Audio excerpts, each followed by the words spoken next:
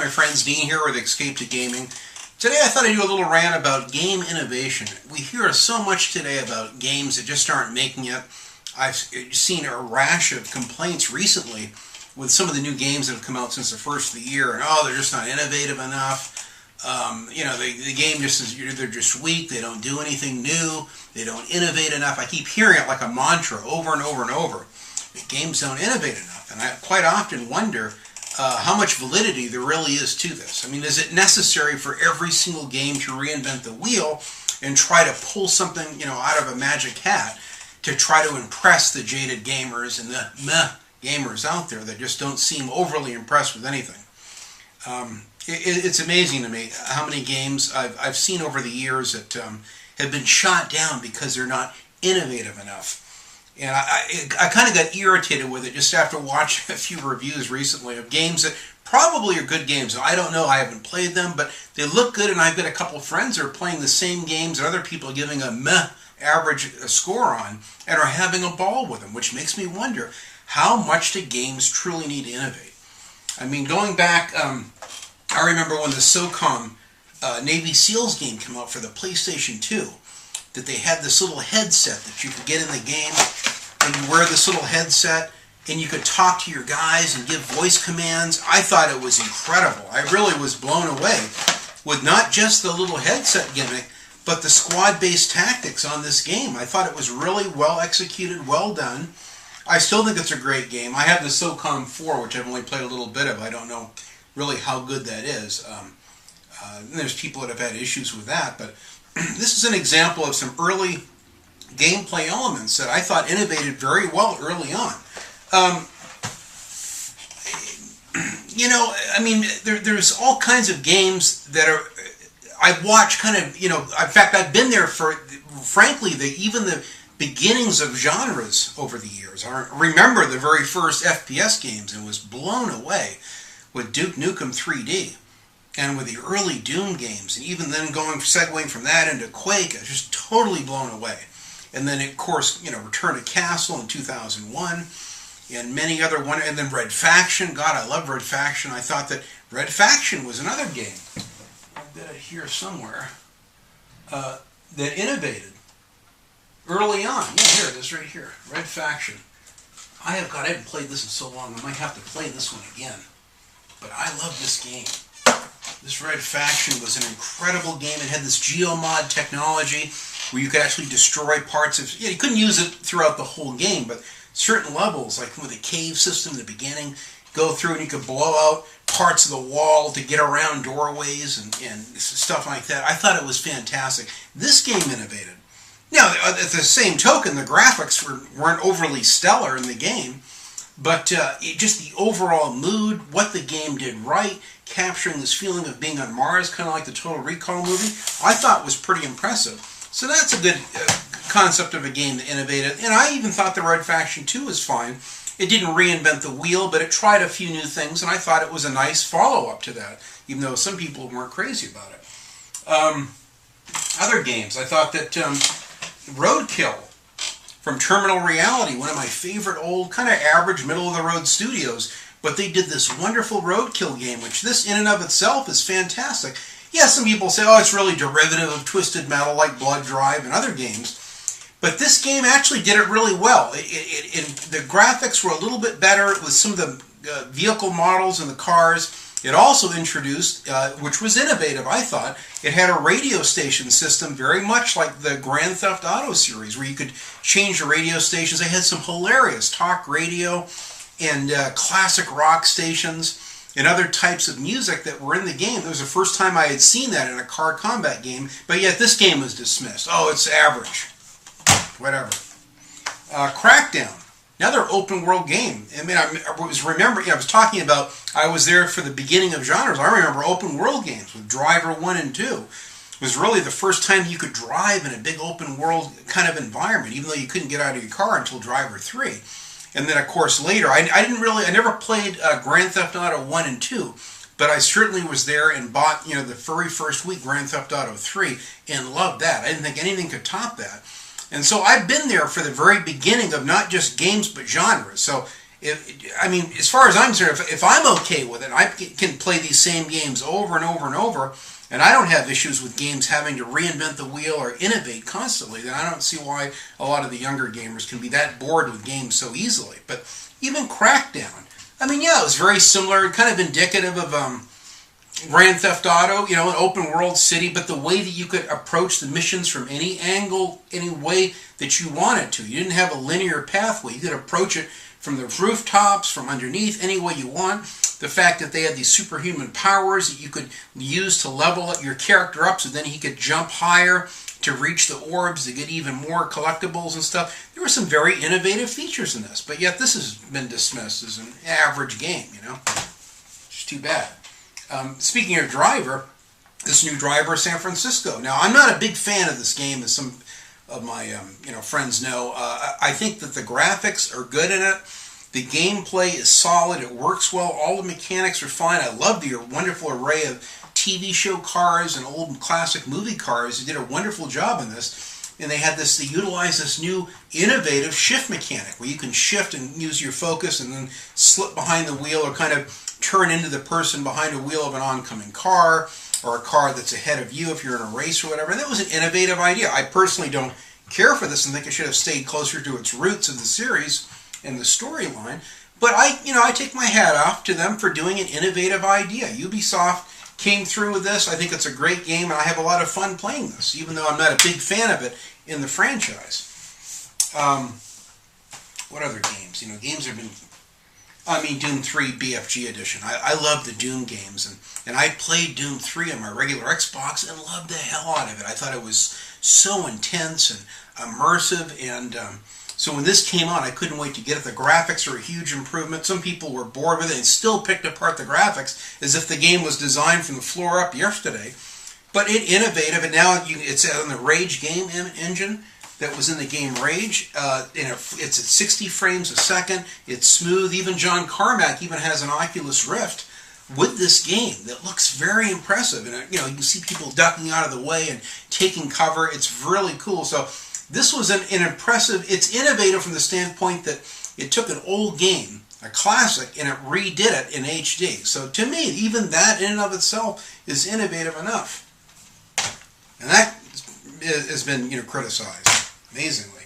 Rage, speaking of. This game, the wasteland and the apocalyptic setting and all that, it's been done to death. This actually was in development before Borderlands. And everyone says, oh, this copies Borderlands. Actually, this was in development first. It just took forever and a day to come out with the damn thing. But I love this game. It was innovative from the standpoint that it had more death animations than any other game. They put tremendous amount of details. If you shoot someone in the shoulder, they react in the shoulder and they'll hobble with a wounded shoulder still coming towards you. It had just hundreds of various death animations. Had a wonderful RPG system for the weapons and for the ammo, which I had never seen in other FPS game. It tied in car vehicle combat like Twisted Metal with an FPS game, but yet this wasn't innovative enough. I won't name names. There's a major review website, with an enormous amount of subs and hits that reviewed this game. And I won't mention his name because there's other people that work for that company that I personally like. But this jaded SOB put this game down. Oh, it doesn't innovate enough. It's just another standard, uninspiring, and every negative word you could think of to describe this game. Because he wasn't impressed. And then he followed it up saying it didn't innovate enough. And I challenged him on it. I said, well, it's a shame that you can't see the wonderful, innovative things in this game. That you don't see how unique and special it is. That you can't appreciate the incredible, impeccable art style. Or the Intech 5 engine with the mega textures. Yeah, it had some issues on PC with some loading problems. And it had some issues, I think, with the texture popping and stuff like that, but overall on the Xbox 360 it runs and plays very smooth. I installed all the disc in my console. It's a wonderful game. I can't recommend this game enough, and this game has been shit on, so we can't be too surprised that id Software is a shadow of its former self, unfortunately. Starbreeze Studios, they did this wonderful Syndicate game. This is one I got to finish. I'm anxious to get back to this. Very stylish, very unique the way that you could use this Everything was kind of hardwired into the brain. You did all of this kind of like hacking into someone else's brain to take control of them, of other weapons and things and doorways, and it had a lot of very innovative features. But yet this game was shit on and put down from one of my favorite studios, Starbreeze Studios, who did the wonderful Chronicles of Riddick, Assault on Dark Athena, which also comes with the equally impressive Escape from Butcher Bay, which I loved on the regular Xbox. They redid that in HD on this. This is an incredible game, very unique, and even the Assault on Dark Athena had some very unique and innovative ways that you could actually use a dead enemy, drag the enemy with their weapon still attached to them, and use it against other enemies. It had some pretty cool concepts. And it was one of the best stealth games I've seen in an FPS capacity, which now has been kind of emulated and copied somewhat. Fantastic idea. I'm thrilled that some of the leaders of these two games have gone on to machine games. You know the new Wolfenstein New Order will be wonderful. And you watch, that won't be innovative enough. That'll be a standard, circle strafing FPS game, old school FPS, and that'll be looked at and, with a MA and all that, which is unfortunate. I just honestly get so frustrated with seeing people that are uninspired. They're the ones that are, what they are doing is they're really defining themselves as bored gamers, as jaded gamers that can't see the forest of the trees. Maybe they've played too many games. Maybe they've watched one review too many. Maybe they're trying to be, hipsters to such a degree that it becomes fashionable to put down games made by irrational studios. I mean, even Bioshock Infinite, as impressive as that is, I've seen people in droves putting that down. And now the new thing is they're even putting down the single-player campaign of the wonderful Grand Theft Auto 5, which is just beyond me. Honestly, I just can't figure it out. But I'm playing, I don't have the box here, but I'm playing the wonderful, the hell is it, Singularity from Raving Software after finishing Wolfenstein. The game is incredible. I just read something from Polygon that game was in just absolute development hell. They had to literally scrap the concept of the game. They had 10 months, which really broke down to 7 months, to try to redo the whole game. They threw like another $5 million at it, Activision, and they tried to crank the game out. And it had a tremendous amount of problems. The story, the game was so ambitious. There's so many things they're trying to do with this time manipulation device. The TMD, they called it in the game, where you wear the special glove. And it's kind of like the plasmids in Bioshock, or the vigors in, the Bioshock Infinite game. I thought it was very good. People was, it's derivative of Bioshock.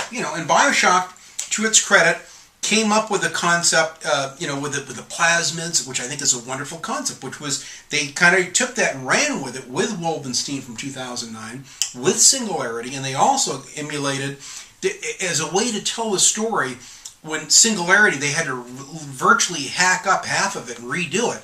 So they found the best way to tell the story was through the audio logs, and they came right out and said, yeah, we just copied what works so well in Bioshock Infinite. Yes, it's derivative, but it still works.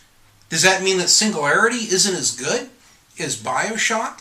I mean, this is, an iconic game, which I still have yet to play. I've played Bioshock Infinite, but not these two. So I bought this Rapture Edition right after buying Bioshock Infinite. And I'm hopefully sometime this year I can experience not one but both of these games for the first time and to see what everyone's enthusiasm is, because it looks fantastic. But it doesn't take anything away from the wonderful Singularity, because it uses some of the concepts from Bioshock as well as Half-Life 2. I think that's fine. I don't mind that games copy and are derivative. I don't mind that we have one driving game after the next. Sometimes they try to innovate with a progression system. Sometimes they'll try to innovate with better graphics or a better story even. I mean, The Walking Dead Survival Instinct had some very original concepts of how you could find people to take with you to help you scavenge and look for items and gasoline. As you had bigger cars that had more doors, could carry more people, you could go from town to town and either bring people with you or not. I thought it had some brilliant, innovative concepts, and this was shit on. So you can say goodbye to terminal reality now, thanks to that, which is unfortunate. And the polish on this game is not the greatest. I'll be the first to admit it. As a visual person, as an artist, believe me, I see the problems with all of these games. I notice them too, but I'm not going to let that hinder me from having a good time or to be fully immersed in a wonderful experience like this. This game kicks ass. It's really sad that we didn't get a sequel to this, but it is what it is. What are you going to do? Far Cry 3 had some derivative elements frankly, from the Assassin's Creed with the radio towers. How you climb to the top of, they have radio towers pretty much in this, and they had some similar towers in, the Assassin's Creed, where once you go up there and you unlock that area, the tower, you can see a bigger area in the map. They did that. The brand new Assassin's Creed 4, Black Flag, actually emulated some of the crafting system in this. Does that mean that that's a shit game because it emulates and it's derivative of Far Cry 3? Of course not. I mean, people just gotta lighten up, take a Valium and relax. It's really not worth getting all upset and putting down these great games. It just saddens me that people have the inability to just see something like an art piece for what it is. I look at each game and I appreciate it for what it does right. It's sad that Singularity, had to be redone at the last minute. But it would be frankly, even a game like Aliens Colonial Marines, that was in development hell, 4 different studios have their hand in it.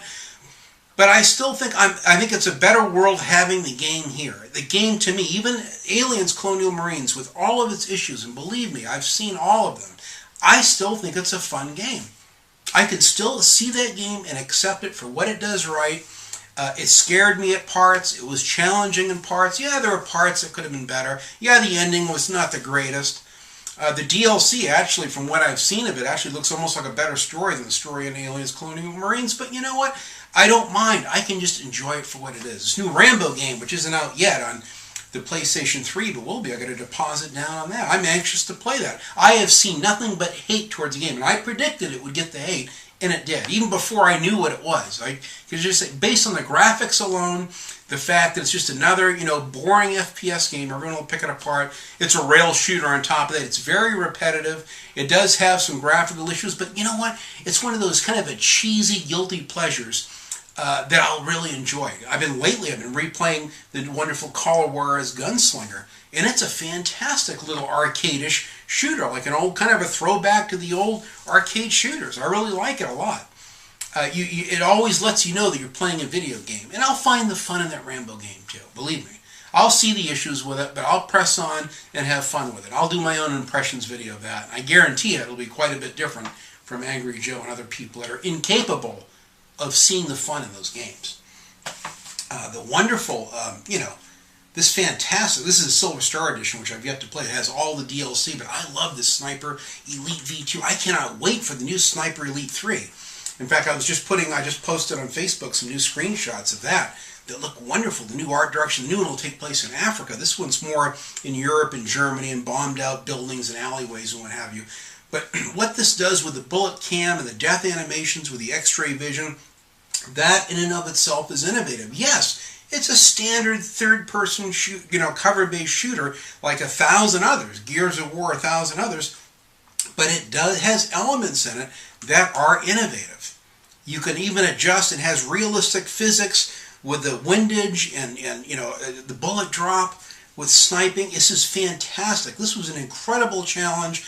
I love this game to death. I actually bought all the DLC. I just bought this one nice thing just because I could already had all the DLC for it. But I said, well, at least this will have all the patches of DLC in one disc. So down the road I can play this without any hiccups, hopefully. But this is a great game. I don't care if the new one is just as derivative. If it offers nothing more than this does, that'll be fine with me. I'll have a great time with it. I can honestly will. Going back to older games, Manhunt was one of the first really good stealth games. Unfortunately, I missed out on the Metal Gear Solid games, but I loved this game early on. I thought that the way it was done, the stealth elements, the way you could hide in and out of the shadows, the way that you could hold out and wait as long as possible to go for the execution would trigger, 3 different levels of execution, death animations and videos. I thought was very clever. This was a very unique game. Half melee, the second half of the game, it's all gun combat and melee. Very innovative concept. Just the story alone in this was very removed from any other survival horror that I had ever seen. In an urban setting, completely different story and characters, very creepy. I thought the world of this game, as many know. Manhunt II. was innovative. It changed, it took the same basic gameplay mechanics, but it took it a quantum leap on that. You had 2 characters that you control instead of 1 in this game. It had a completely different story, different characters, different setting even, and it offered even different gameplay mechanics, a lot of improved mechanics, additional mechanics they didn't have in the regular Manhunt 1. And it was the first game to offer environmental kills, which we've just seen in like Sleeping Dogs, where they have environmental kills. It was first done in Manhunt 2. But does anyone bitch about Sleeping Dogs being derivative of Manhunt 2? Of course not. So it's all in how people look at things. It's their perception. It's how they choose to see it. It's what they choose to focus on in life that will make something for them or not make it for them.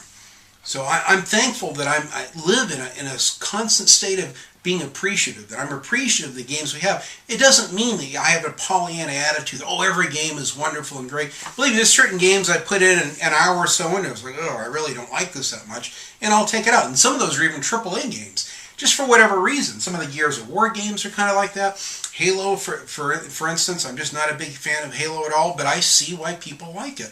I don't put the games down. I think that what they do a beautiful job of it. They're pioneers for those type of online games, or for what they do right. But for whatever reason, I have my own issues with them, but I would not give them a negative review because of something that I personally not really crazy about in the game. But they're fine. I played the new Call of Duty Ghost and had a blast with this. I got all kinds of footage. In fact, I should do a review of this, at least of the single-player campaign. It's really an outstanding game. It's just more of the same. It's innovative from the standpoint that, I used to have a couple German Shepherds. I like the fact that they use this dog gimmick in it, using through the perspective of the dog and controlling the dog. They had another radio control thing with a sniper, automated sniper weapon, which I thought was pretty cool. And you tried a few new things. It's pretty much more of the same. They kind of tweaked and perfected the wonderful, smooth FPS gameplay that everyone knows and loves. But it doesn't mean it's a bad game. But this game, you started to see the scores go down when this one came out. Some people think it's the best in the series. Other people aren't crazy about it. But I think it was fine. I don't think that every single game needs to reinvent the wheel and be something new and different. Look, we all like new surprises. Nothing nicer than going to the movies and seeing a concept for a sci-fi film we've never seen before. I remember the first Raiders of the Lost Ark and how cool it was. I remember the first Ghostbusters and the Blade Runner and how unique those movies were at the time. You really had to be there and see, or Scarface for the first time. I mean, I couldn't get out of my head for like a month and a half. Today it's easy to look back on, those games are classics. Those movies are classics. But someone had, at some point, at one time, had to take a chance. And even the Alien movie, the first one by Ridley Scott, he went out on a limb and did, the very first survival horror in space. It's very unique. It's been emulated to death. And even Ridley Scott was put down because his Prometheus movie was so far removed. They wanted more COD. They wanted more Call of Duty, more aliens is what they wanted from James Cameron. And then they get pissed off if they don't get that. So there's a trend with people and gamers, or even film critics that I see today. It doesn't innovate enough. I hear it's like a mantra over and over and over. I think it's overblown. It's overrated. It's always nice to see things new. It's always nice to see, that's a cool surprise. I never thought of that before. It's nice to have that kind of an experience within a game, but it doesn't mean that you can't enjoy the myriad of games that are out there and enjoy them for what they are. Just like art, I just look at it and appreciate it for what it is. I don't sit and nitpick the thing. Yeah, I notice the flaws in them. I notice the graphics and the jagged edges and the repetitive nature and things in the environment. That's the same kitchen table I saw in the last house I went through, I notice little things like that, but I don't allow it to ruin my experience of that game. I hope you kind of the same way.